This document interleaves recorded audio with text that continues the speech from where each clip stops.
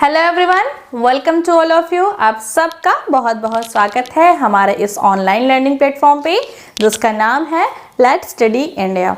तो फ्रेंड्स, हम जो स्टडी कर रहे हैं वो है बीएससी थर्ड सेमेस्टर की थर्ड यूनिट, जहाँ पे हमने फैमिली स्टार्ट की है। हमने स्टडी की थी एक और पहले की वीडियो में हमने रैनन कुरैशी फैमिली स्टडी की थी। उसके पहले हमने एक वीडियो और डाली थी जिसमें हमने बताया था कि आपको फैमिली किस फॉर्मेट में पढ़नी है, किस तरीके से आप फैमिली का नोट्स बनाएंगे, कैसे आप उसको लर्न करेंगे, वो सारी चीज़ें हमने वहाँ पे देखी थी। तो आपको वो वीडियो ज़रूर देखनी है ताकि आपको पता चले कि आप जो ये टॉपिक पढ़ रहे हैं इसको आपको पढ़ने कैसे पढ़ना है, क्योंकि ये टॉपिक जो है वो बहुत ज़्यादा कंफ्यूजिंग है। बहुत ज़्यादा सेम चीज़ें आपको मतलब अलग अलग फैमिली में आपको बहुत सारी सेम चीज़ें मिलेंगी और बहुत सारे डिफरेंसेस भी मिलेंगे। तो इन सारे प्रॉब्लम्स को सॉल्व करने के लिए वहाँ पे मैंने आपको एक ईजी फॉर्मेट के बारे में बताया था।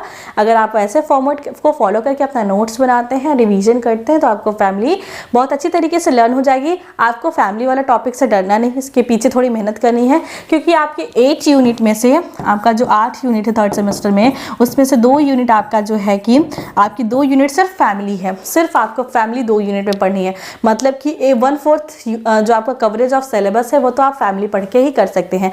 और अगर आप एक बार फैमिली पढ़ने का तरीका समझ जाते हैं, आपको वर्ड्स का मतलब समझ में आ जाता है, तो आप फैमिली को आप जैसे जैसे नंबर ऑफ फैमिली आप ज़्यादा पढ़ते जाएंगे, आपको इजी होगा चीज़ों को अंडरस्टैंड करना। हाँ, थोड़ा सा उनको कैटेगराइज करना, उनको अलग अलग रखना थोड़ी सी मुश्किल बात होती है, लेकिन जो है कि आप इजीली कर सकते हैं अगर आप थोड़ा कंटिन्यूअस वे में उसको रिवाइज करें और जो है कि सारे लेक्चर्स को अटेंड अगर आप करते हैं, अपना नोट्स प्रॉपर वे में बनाते हैं, तो आपको जो है कि ये फैमिली जो है, फैमिली का जो डर था वो नहीं रहेगा।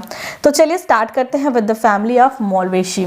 हमने अभी तक क्या पढ़ा था? हमने अभी तक पढ़ा था रैनन कुरैशी फैमिली के बारे में, और आज हम पढ़ने वाले हैं फैमिली मौलवेशी। तो सबसे पहले मैंने आपको बताया था कि कोई भी फैमिली पढ़ने के पहले सबसे पहले हम लोग उसका पढ़ेंगे सिस्टमैटिक पोजीशन, कि एक्चुअल में उसका जो पोजीशन है वो क्लासिफिकेशन जो किया गया है उसके हिसाब से उस फैमिली की पोजीशन कहाँ पे है। तो ये जो सिस्टमैटिक पोजीशन है ये बेस्ड है बेंथम एंड हुकर क्लासिफिकेशन के हिसाब से। किसके हिसाब से? Bentham and Hooker. इस क्लासिफिकेशन के बारे में अगर आप जानते हैं, आपने ये पढ़ा है तो बहुत अच्छी बात है। अगर नहीं पढ़ा है तो इसकी वीडियोस भी हमारे चैनल पे आपको मिल जाएंगी, जिसमें हमने बेंथम एंड हुकर क्लासिफिकेशन के हर आउटलाइन को बताया है और उसके पीछे क्या कॉन्सेप्ट है, उस वर्ड का क्या मतलब है, वो सारी चीज़ें वहाँ पे बताई है। तो वो वीडियो देखने के बाद या वो कॉन्सेप्ट पढ़ने के बाद ही आप कोई भी फैमिली पढ़ना स्टार्ट करेंगे, क्योंकि आपके सिलेबस में जो क्लासिफिकेशन दिया है, जो फैमिली दी है, उसमें साफ साफ लिखा है कि आपको ये family according to the Bentham and Hooker classification के पढ़नी है।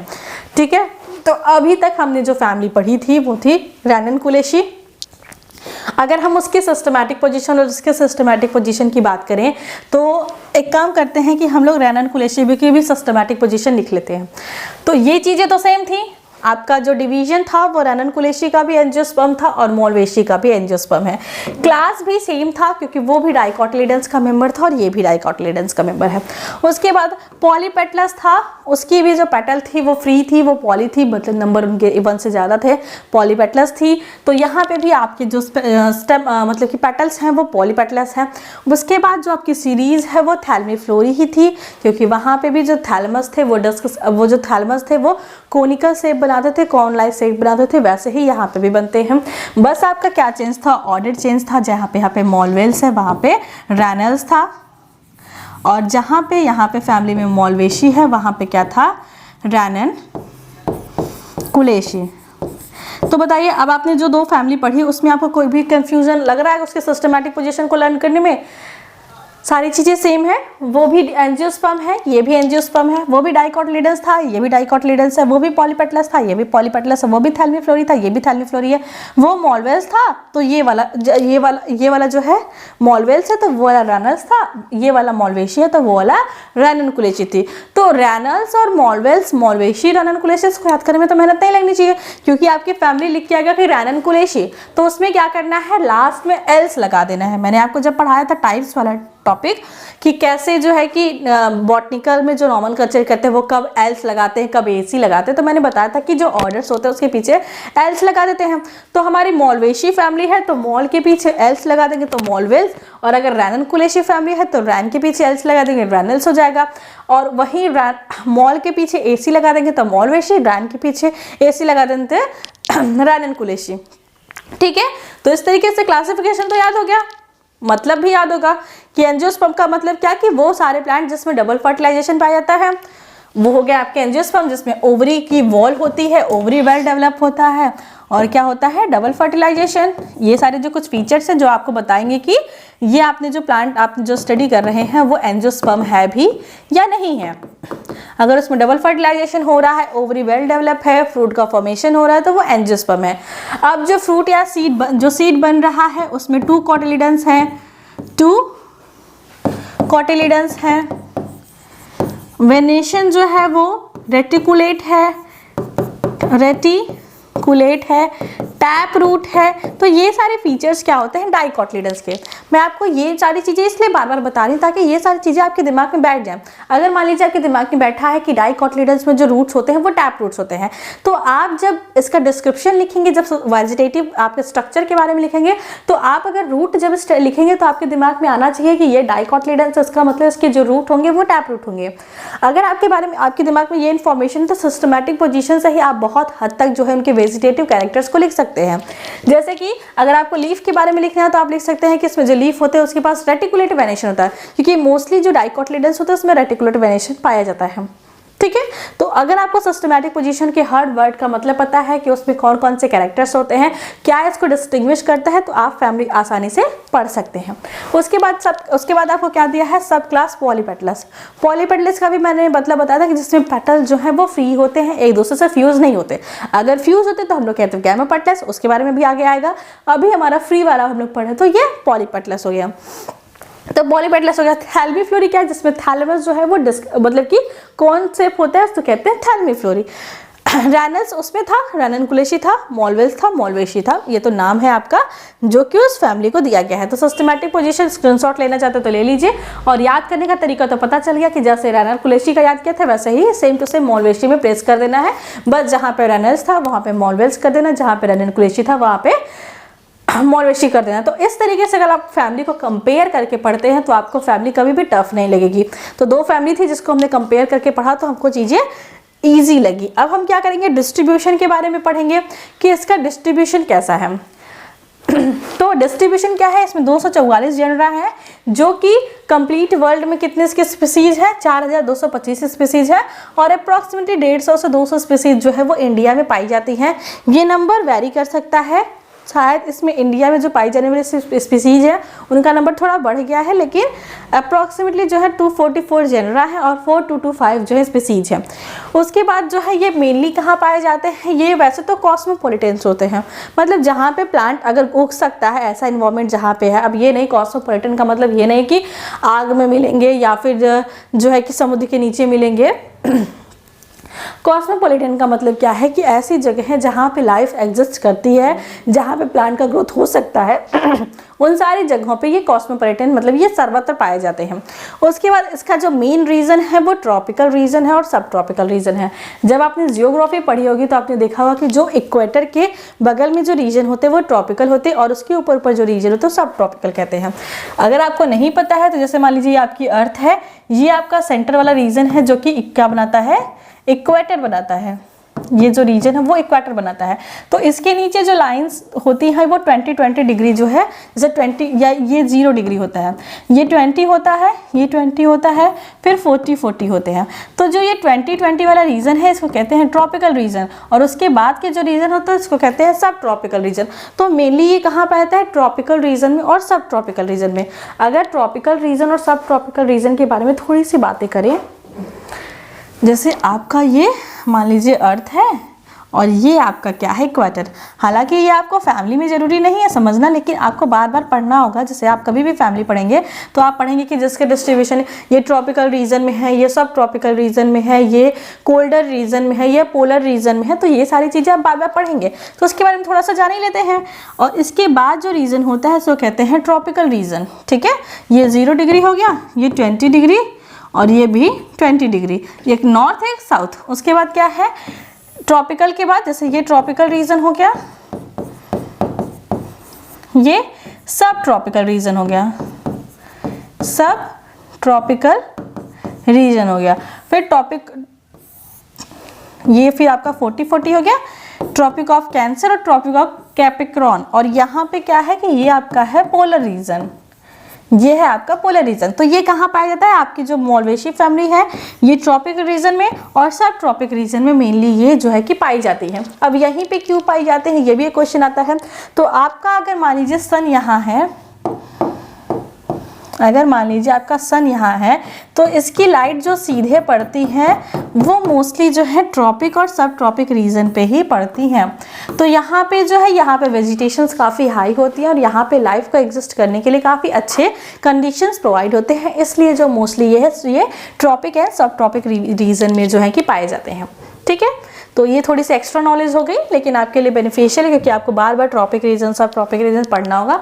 तो मैं नहीं चाहती कि आप किसी भी टर्म को रटे, आपको उसका मतलब पता होना चाहिए। क्यों यहाँ पे होती, क्योंकि यहाँ पे सनलाइट जो है वो ज़्यादा पड़ती है, यहाँ पे जो रेनफॉल होता है वो उनके लिए अच्छा होता है।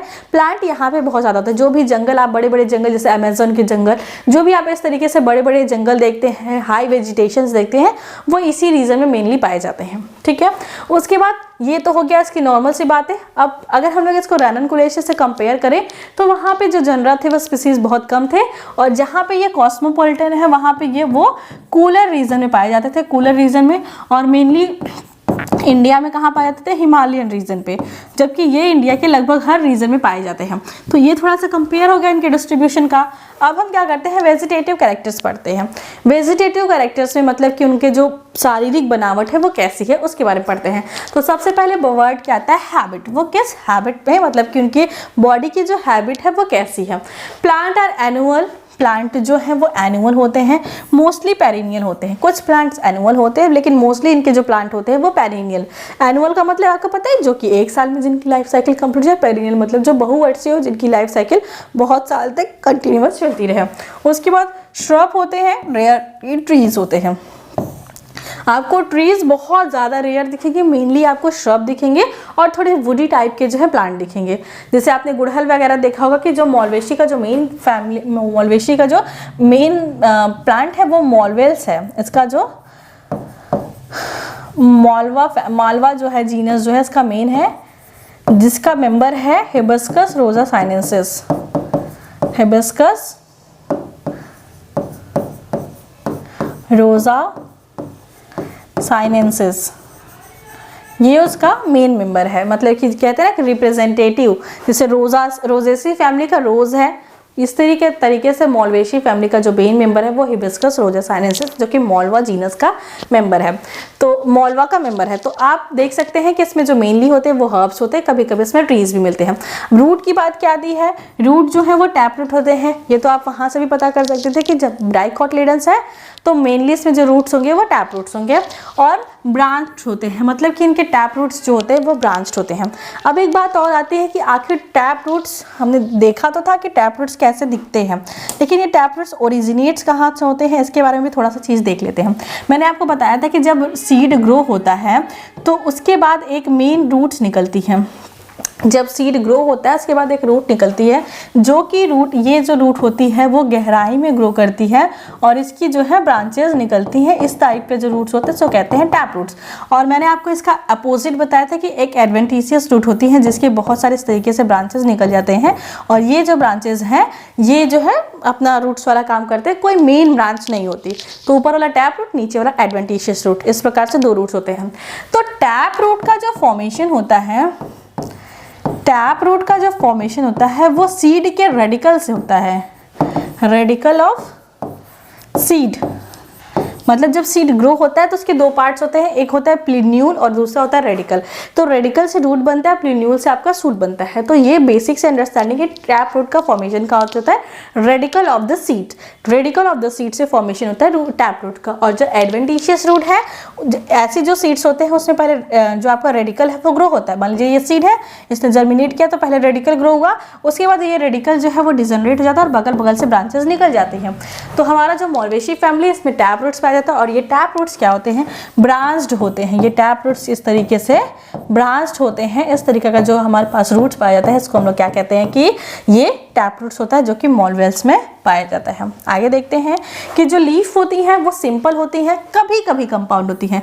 मोस्टली जो लीफ होती है वो सिंपल होती है और कभी कभी कंपाउंड्स होती हैं। मैंने आपको बताया था ना कि सिंपल लीफ कैसे, मतलब लीफ कैसे पहचानना है, कि लीफ जो होती हैं वो जहाँ से ओरिजिनेट होती है वहाँ पे एक बड होती है, वहाँ पे एक बड होती है। अगर वो बड प्रेजेंट है इसका मतलब कि वो आपका कंपाउंड, वो आपका लीफ है, ठीक है। उसके बाद क्या दिया है, स्टिपुलेट्स होते हैं, मतलब मॉलवेल्स फैमिली जब आप देखेंगे तो आपको स्टिप्यूल्स देखने को मिलेंगे। अब स्टिप्यूल्स क्या होता है, देखिए राननकुलेशी में जो हमने पढ़ा था वो एक स्टिपुलेट था, उसके पास स्टिप्यूल्स नहीं प्रेजेंट थे। स्टिप्यूल्स का मतलब ये देखिए कि जहाँ पे लीफ डंडी से लगी होती है, टहनी से लगी होती है, वहाँ पे ऐसे छोटे छोटे स्ट्रक्चर देखने को मिलते हैं।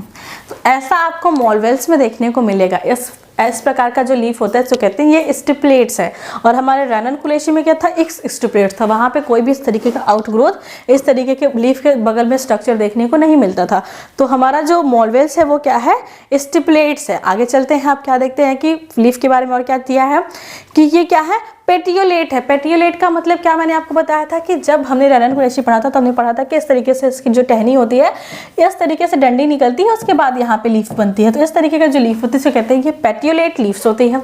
अल्टरनेट्स होती हैं, अल्टरनेट का मतलब कि टहनी है तो एक लीफ यहाँ, दूसरी लीफ यहाँ, तीसरी लीफ यहाँ, चौथी लीफ यहाँ, पांचवी लीफ यहाँ, इस तरीके से अल्टरनेट वे में लगी होती है, अपोजिट नहीं होते। रेटिकुलेट वेनेशंस होते हैं। रेटिकुलेट वेनेशन मैंने आपको बताया था कि इस तरीके से अगर कोई लीफ है और ये इसका मिड रीप है तो इस तरीके से जो वेन्स निकलती हैं वो इस तरीके से पूरा जाल लाइक स्ट्रक्चर बनाती रहती हैं, पूरा जाल लाइक स्ट्रक्चर बनाती रहती है। तो इस तरीके के जो वेनेशंस होते हैं इसको क्या कहते हैं, रेटिकुलेट वेनेशन। तो इसमें रेटिकुलेट वेनेशन होती है जो कि क्या है, डाइकोटिलेडन्स का मेन फीचर्स है। उसके बाद कॉलिन्स, इसकी जो लीफ होती है वो कॉलिन्स होती है चाहे रैमल्स होती हैं। अब कॉलिन्स और रैमल्स का मतलब क्या है कि कॉलिन्स आप देखेंगे कि जो लीफ होती है वो मेन स्टेम से निकली होती है। आपने अगर गुड़हल के प्लांट को ध्यान से देखा होगा तो अगर उसकी छटाई वगैरह नहीं होती है तो नीचे से जो मेन प्लांट होता है वहाँ से,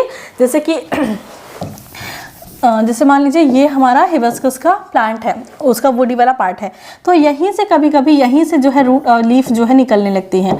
और कभी कभी क्या मतलब नॉर्मली क्या होता है कि इससे जो ब्रांचेस निकली होती है, मान लीजिए जैसे ब्रांचेस निकली हैं, इन ब्रांचेस पे लीफ लगी होती है। तो इसमें जो अगर मेन स्टेम से जो लीफ निकलते हैं उसको कहते हैं कॉलिन, और अगर ब्रांचेस से जो लीफ निकलते हैं उसको कहते हैं रैमल। तो इसमें दोनों प्रकार की जो है लीफ देखने को मिलती है। अगर हम स्टेम की बात करें तो स्टेम जो है ब्रांच होता है। आप दिमाग में हिबिस्कस के प्लांट को कंटिन्यू करते रहेंगे कि अच्छा इसमें ये कैरेक्टर देखने को मिलता है तो बहुत हद तक आपको चीज़ें समझ में आ जाएंगी। तो वहाँ पे ब्रांच्ड होता है, इरेक्ट होता है मतलब सीधा होता है, हर्बेशियस होता है और कभी कभी वुडी होता है। इसका स्टेम जो जैसे आप हिबिस्कस देख सकते हैं तो हिबिस्कस के प्लांट जो थोड़े पुराने जाते हैं उनके अंदर लकड़ी जैसा स्ट्रक्चर तो वो वुडी हो जाते हैं।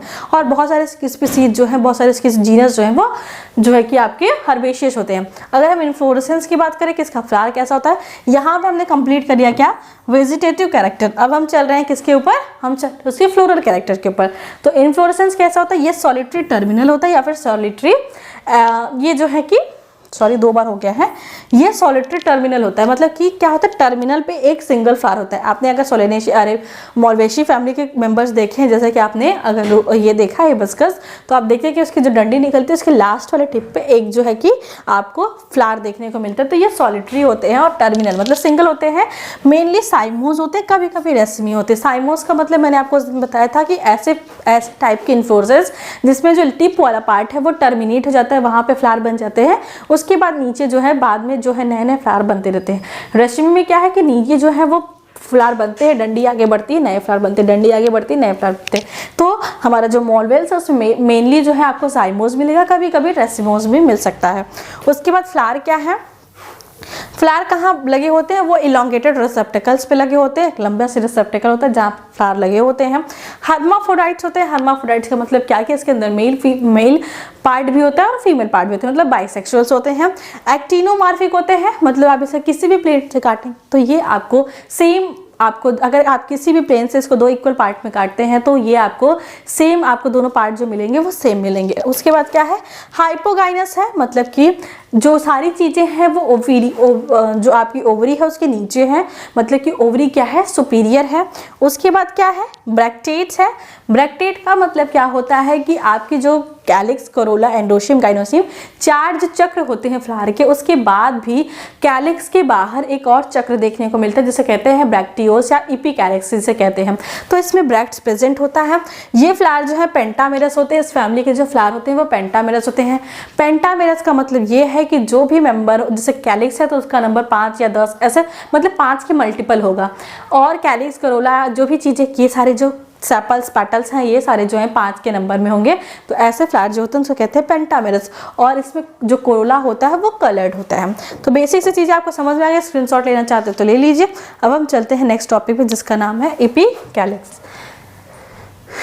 ठीक है, एपिकैलिक्स को स्टार्ट करते हैं। 1 मिनट।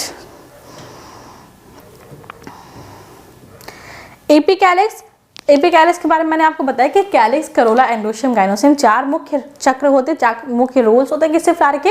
एपिकैलिक्स नाम के साथ, नाम से क्या समझ में, ईपी मतलब बाहर, कैलिक्स मतलब कैलिक्स के बाहर भी एक चक्र प्रेजेंट होता है जिसको क्या कहते हैं, एपिकैलिक्स। और whorls of bracts called epicalyx. Bract एक, जैसे कि आपको क्या है, सेपल्स के रोल्स को हम लोग क्या कहते हैं, कैलिक्स। पेटल्स के रोल को क्या कहते हैं, कोरोला।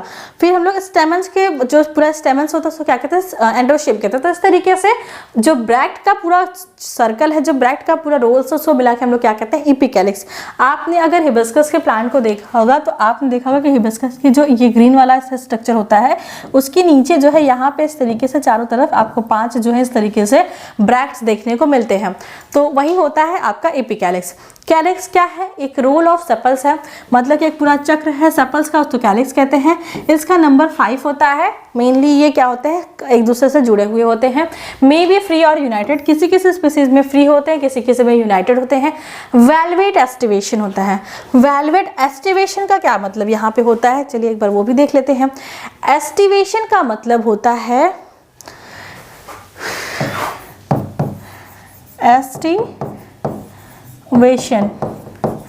एस्टिवेशन का मतलब ये होता है ना कि आपने फ्लावर लिया और उसको जो है ऐसे बीच, मतलब उसको जो है इस तरीके से ट्रांसफर सेक्शन काट लिया, लॉन्गिट्यूडनल नहीं, ट्रांसफर सेक्शन काटा, और आप उस फ्लावर को ऐसे ऊपर से देख रहे हैं तो आपको जो आपके सेपल्स, पेटल्स है उसकी अरेंजमेंट कैसे देखने को मिल रही है उसको कहते हैं एस्टिवेशन।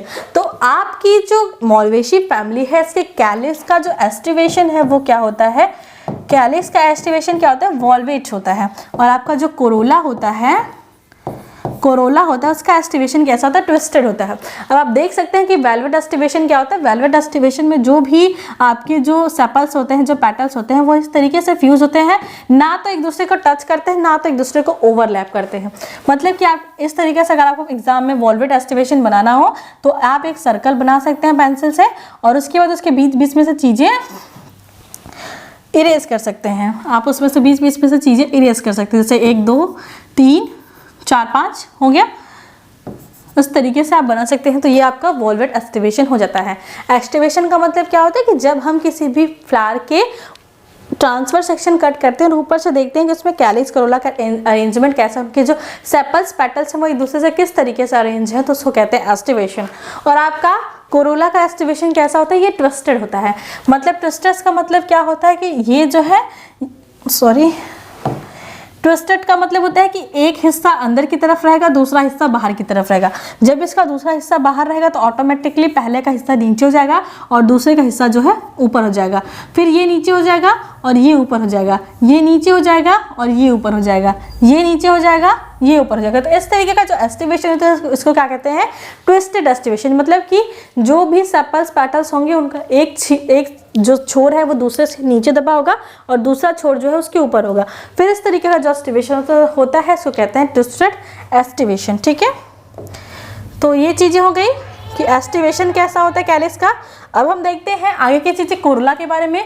ये क्या होता है, कोरोला किसे कहते हैं, रोल्स ऑफ पेटल्स। जो पेटल का पूरा समूह होता है, पेटल का पूरा चक्र होता है, उसको क्या कहते हैं, कोरोला कहते हैं। फ्री पॉलीपेटलस, ये फ्री होते हैं मतलब एक दूसरे से अलग अलग होते हैं, इसलिए इसको पॉलीपेटलस कहते हैं। स्लाइटली फ्यूज्ड, कभी कभी क्या होता है स्लाइटली फ्यूज होते हैं विद द स्टेमिनल ट्यूब, जो स्टेमिनल मतलब जो स्टेमन को बाहर निकालने वाली जो ट्यूब होती है उससे कभी कभी फ्यूज्ड होते हैं। ट्विस्टेड एस्टिवेशन मिलता है, मैंने आपको ट्विस्टेड एस्टिवेशन के बारे में बता दिया। कभी कभी इम्ब्रिकेट मिलता है लेकिन ये बहुत रेयर है। तो ये हो गया कोरोला के बारे में। एंड्रोशियम मतलब इसका मेल पार्ट क्या है। न्यूमरस स्टेमन्स मतलब बहुत ज़्यादा स्टेमन्स होते हैं। इनडेफिनिट नंबर मतलब इनकी कोई नंबर जो है वो डिफाइन नहीं होती। मोनो एडल्फस होते हैं। मोनो एडल्फस का क्या मतलब है कि इनके अंदर जैसे कि आपने जब कभी भी स्टेमन का फिगर बनाया होगा, एंथर का लोब बनाया होगा, तो आपने इस तरीके से 2 लोब बनाए होंगे। लेकिन आप जब मॉलवेल्स का ध्यान से देखेंगे तो आपको सिर्फ 1 लोब दिखेगी, जिसके बेसिफिस्ट में आपको जो है कि आपका फिलामेंट देखने को मिलेगा। तो ये मोनो एडल्फस होते हैं, forming as staminal tube anther, और फिलामेंट जो है इसके शॉर्ट्स होते हैं, फ्री होते हैं स्टेमन्स और बेसिफिक्स होते हैं, मतलब हर स्टेमन फ्री होता है। अभी मैं आपको फिगर दिखा दूंगी। गाइनोशियम क्या होते हैं, कार्पल्स यूजली मेनी, इसमें जो है कि 1 से ज़्यादा कार्पल्स होते हैं, कभी कभी 5 या 10 कार्पल्स होते हैं। मैं आपको अभी फिगर में दिखाती हूँ कि कार्पल्स एक्चुअल में कहते कैसे हैं।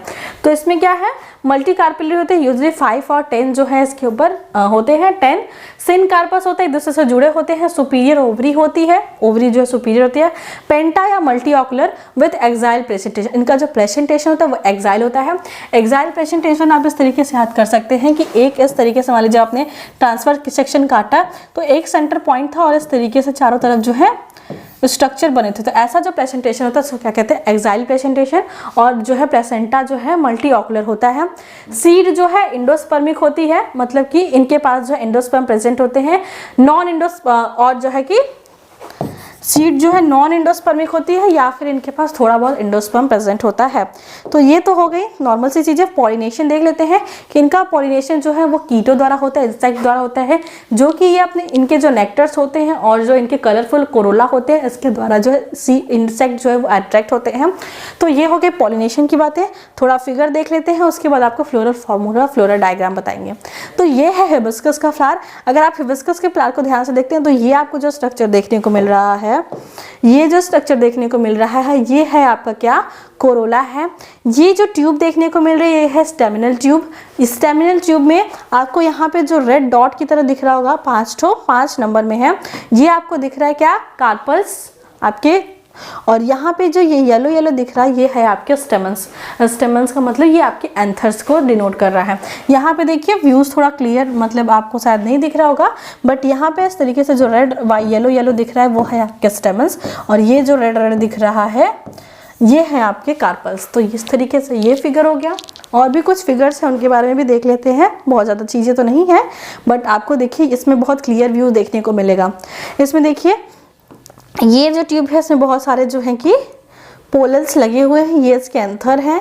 और ये जो आपको स्ट्रक्चर देखने को मिल रहा है, ये जो आपको स्ट्रक्चर देखने को मिल रहा है, ये देखिए पेंटा कार्पल्स है, मतलब 5 कार्पल्स हैं। अगर हम आपके इनके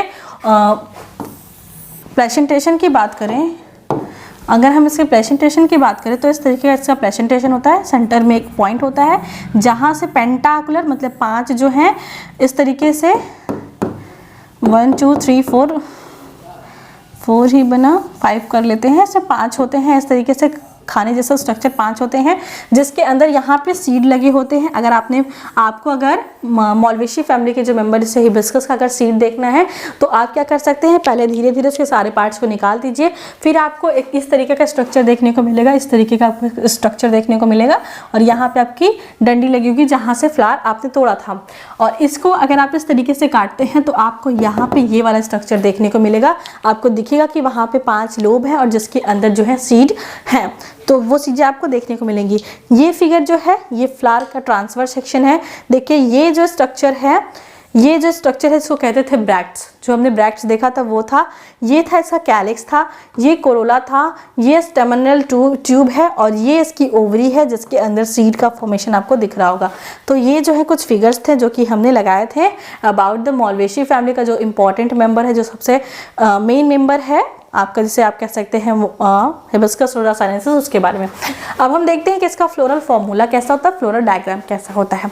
तो फ्लोरल डायग्राम पे अगर चलते हैं तो सबसे बाहर जो स्ट्रक्चर देखने को मिल रहा है वो है आपका क्या, ये है आपका ब्रैक्ट्स।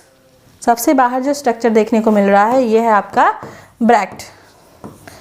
उसके बाद जो स्ट्रक्चर है, जो ये वाला जो है, ये है आपका क्या, ये है आपका कैलिक्स, ये है आपका कैलिक्स, फिर है आपका कोरोला, फिर है आपका कोरोला, और फिर ये जो बहुत सारे स्टेमन, जैसे बहुत सारे ऐसे स्ट्रक्चर जो दिख रहे हैं, ये है आपके स्टेमन, ये है आपके स्टेमन, और ये जो 5 फ्लावर जैसा स्ट्रक्चर दिख रहा है, ये है आपकी ओवरी। तो आप लोग अगर इसे बनाना चाहते हैं तो सबसे बाहर आपको जो है कि 1 2 3 4 5 नंबर में आपको बनाना होगा आपका ब्रैक्ट्स, फिर उसके बाद 5 नंबर में आपका बनाना होगा आपको कैलिक्स। जो कैलिक्स है वो आपका क्या होना चाहिए, एक दूसरे से जुड़ा होना चाहिए, क्योंकि आप ऐसे जग लाइक स्ट्रक्चर आपको देखने को मिलता है ना मॉलवेशी में, तो एक दूसरे से जुड़े होना चाहिए। एस्टिवेशन कैसा होना चाहिए, वॉल्वेट एस्टिवेशन होना चाहिए। उसके बाद जब आप लोग कैलिक्स बनाते हैं तो आपको 5 बनाने हैं, एक का एक सिरा अंदर, दूसरा सिरा बाहर की तरफ, इस तरीके से आपको 5 स्ट्रक्चर बनाने हैं जो कि एक दूसरे से जुड़े नहीं रहेंगे। तो इस तरीके का जो स्ट्रक्चर होता है उसको क्या बन जाएगा आपका कैलिक्स। उसके बाद आपको जो है जो आपको स्टेमन बनाना है तो इसका नंबर डिफाइन नहीं है, तो आपको बहुत सारे स्टेमन्स जो है पूरे सर्कल में पूरे स्टेमन्स बना देने हैं। उसके बाद अगर आप जब ओवरी बनाते हैं तो ओवरी में आपको 5 जो है कि पार्ट्स दिखाने हैं, कि मतलब ये 5 भागों में बटा है आपका जो है कि एक्साइल प्रेजेंटेशन आपको दिखाना है। तो इस तरीके से आप अपना फ्लोरल डायग्राम बना सकते हैं, बुक से या कहीं और से आप इसका फ्लोरल डायग्राम बनाएंगे। अगर कोई भी फैमिली एग्जाम में लिखेंगे तो फ्लोरल डायग्राम, फ्लोरल फार्मूला और इकोनॉमिक इंपॉर्टेंस के कुछ प्लांट के एग्जाम्पल जरूर लिखिए। इससे देखिए क्लासिफिकेशन, ये क्या है, एक्टिनोमॉर्फिक है, मतलब किसी भी सिमेट्री से काटेंगे तो ये 2 इक्वल हाफ में बढ़ जाएगा। ये वाला सिंबल का मतलब क्या है कि ये मेल और फीमेल को सेम प्लांट में ऑक्युपाई करता है। मैंने आपको उसी दिन बताया था कि अगर सिंबल इस तरीके से है तो इसका मतलब ये मेल प्लांट है, अगर इस तरीके से तो वो फीमेल प्लांट है, और अगर दोनों स्ट्रक्चर एक ही में दिखते हैं तो इसका मतलब कि इसके अंदर मेल प्लांट भी है और फीमेल, मतलब कि मेल फ्लावर का हिस्सा भी है और फीमेल का भी है। उसके बाद ये एपिकैलिक्स है, एपिकैलिक्स 3 से लेकर 8 तक हो सकते हैं, किसी फैमिली में मतलब किसी जीनस में 3, किसी में 4 5 6 7 8 तक हो सकते हैं। कैलिक्स जो है वो आपका 5 है, फ्यूज्ड है। कोरोला जो है वो आपके 5 है, फ्यूज भी हो सकते हैं, कभी कभी फ्री भी होते हैं। जो कोरोला होता है वो मतलब जो एंड्रोशियम होता है वहाँ से कोरोला अटैच्ड होता है, एंड्रोशियम का नंबर इनफाइनाइट होता है। और जो आपका गाइनोशियम होता है वो मल्टी कार्पेरिज होता है। जो आपका गाइनोशियम होता है वो 2 से लेके इनफाइनाइट तक हो सकता है, कहीं कहीं पे उनका नंबर 2 होता है, कहीं कहीं पे इनका नंबर इनफाइनाइट हो सकता है। तो इस तरीके से आपका floral formula, floral diagram complete हो जाता है। अब हम देखते हैं इकोनॉमिक इंपॉर्टेंस के कुछ प्लांट जो मेरे हिसाब से सबसे इजी नाम थे, मैंने वही लाए हैं। हिबिस्कस रोज़ोफाइनेंसिस जो आपका गुड़हल है उसको हम लोग ऑर्नामेंटल की तरह यूज़ करते हैं। हिबिस्कस कैनाबिनस ये एक फाइबर्स प्लांट है जिससे हमें फाइबर प्राप्त होता है, मतलब फाइबर यील्डिंग प्लांट है। हिबिस्कस स्कुलेंट्स जो है वो लेडी फिंगर है जो कि आपको एज अ वेजिटेबल की तरह यूज आप करते हैं। तो इस तरीके से 2 फैमिली हमने कंप्लीट कर ली, एक रैननकुलेशी दूसरी मॉलवेशी, दोनों को कंपेयर करके भी देख लिया। कल की वीडियो में हम लोग पढ़ने वाले हैं एक अलग सी फैमिली जिसका नाम है रूटेशी फैमिली। इसमें आपकी नींबू वगैरह वाली फैमिली आती है, जो भी विटामिन सी वाले जो आप नींबू, संतरा, मौसमी ये सारे जो प्लांट्स देखते हैं, ये वाली फैमिली हम लोग कल की वीडियो में एंड करेंगे और वहाँ पे भी उसके बाद भी और जो फैमिली है तो कंटिन्यू करेंगे। तो फैमिलीज़ को अगर आप कंटिन्यूसली वे में देखते हैं तो आपको चीज़ें जो है एक कंपेयर आपके दिमाग में चलता रहेगा, आपको फैमिली बहुत अच्छे से समझ में आ जाएगी। मेरा सभी स्टूडेंट्स से रिक्वेस्ट है कोई भी फैमिली को छोड़ेगा नहीं, क्योंकि ये आपके पूरे सिलेबस का 1/4 बनाती है और आप अगर 1 हफ्ते 1.5 हफ्ते मेहनत इस पर कर देते हैं तो आपका ये नंबर आपसे कोई नहीं ले सकता। तो चलिए इतना ही आज की वीडियो में, मिलते हैं नेक्स्ट वीडियो में विद द टॉपिक ऑफ रूटेशी। All the very best.